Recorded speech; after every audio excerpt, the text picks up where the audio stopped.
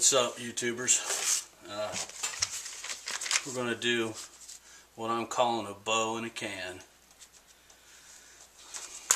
Just a cheapo digital cam bag, but here it is. It's an old Tic Tac 200 count container. Kind of well made. I just couldn't see throwing them out. Figured we'd do something with them, so we come up with the bow in a can. Everything you need right here. Make a decent bow. So let's crack it open and see what we got.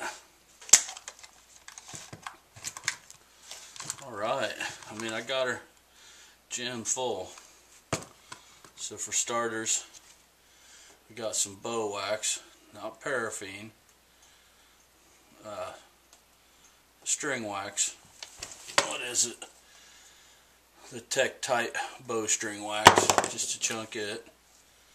That's the first thing. This is the 20 pound, I believe 20 pound artificial sinew. It's a wax impregnated, I think it's nylon cord. That's the 20 pound. Here's 50 foot. Another 50 feet of the artificial sinew. It's wax impregnated. It's pretty tough stuff.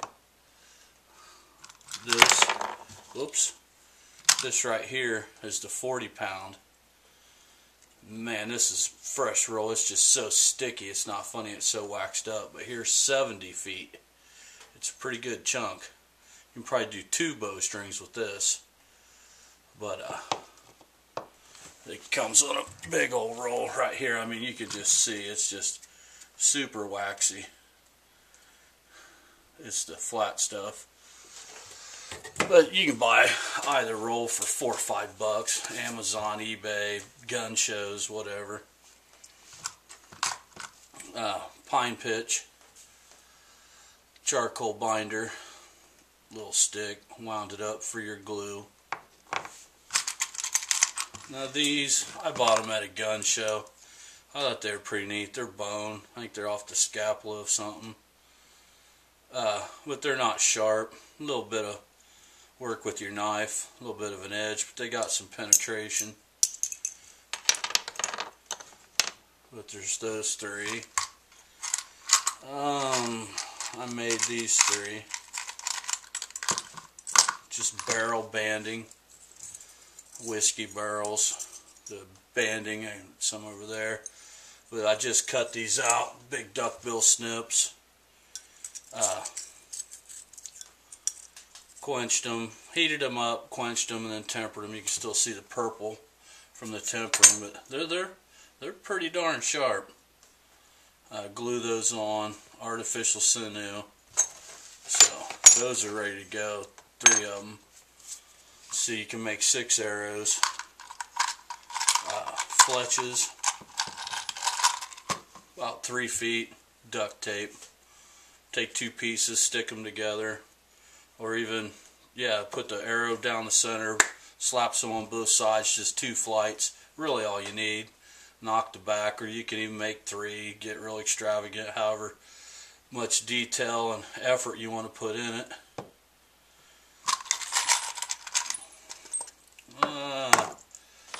Waxed dental floss. Now there's probably 25 feet there. I figure you could use it.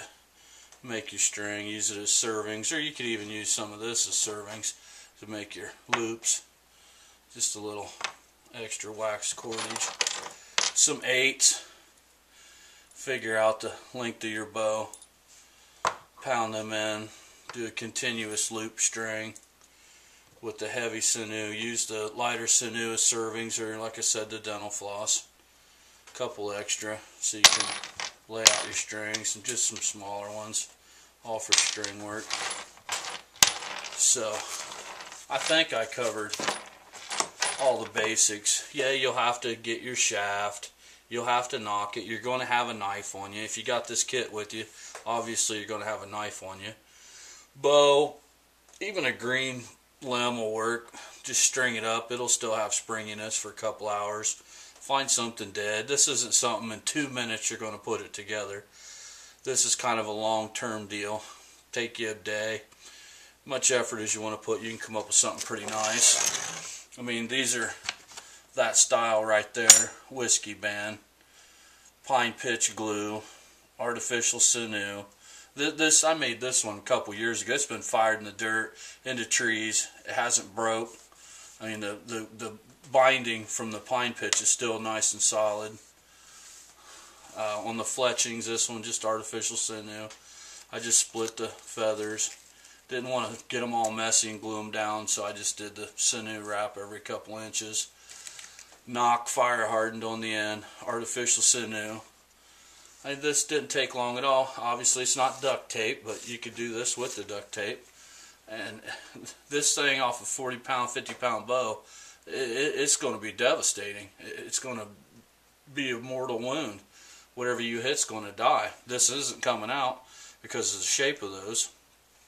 So you could do this with this. Imagination's a lot, skill level's a lot, but a bow and a can, I think you got everything you need. You make 6 arrows, keep your strings waxed, you got your servings, plenty of cordage. There's enough there to make 2 strings. You can even make probably 2 more strings. There's probably enough for 4 strings there. But this is to tie these on. Pine pitch, all ready to go, charcoal binder. Glue them down, string them on, fletching, make your bowstring, continuous loop if you're really good at Flemish string. All you really have to do is find the wood material, your bow and your shafts. A quiver, you don't really need a quiver, but you could even split the bark on a yellow poplar tree or something like that. There's a few videos on it. Make a bark quiver, a string for the loop. A day, 2 days, however much effort you want to put in it, however good your imagination is. With this right here, you can come up with a formidable hunting weapon that could take down small game, medium game, and if your skill level's good or great, you could take down large game. But I thought it was pretty neat. I've never seen a bow in a can before. We were definitely bored on a Saturday night, but once I got going with it, I thought it was pretty cool. So I just kept adding, just kept adding, and eventually I got the whole can full and thought, man, that's pretty righteous. If I had that on me, just Alice clipped on my pack, or even just this in my front pocket or something, that's peace of mind. I got a bow and a can. I appreciate you watching. But hey, this is my bow and a can video. I think it's pretty neat. I appreciate you watching, man. We'll see you out there. Peace.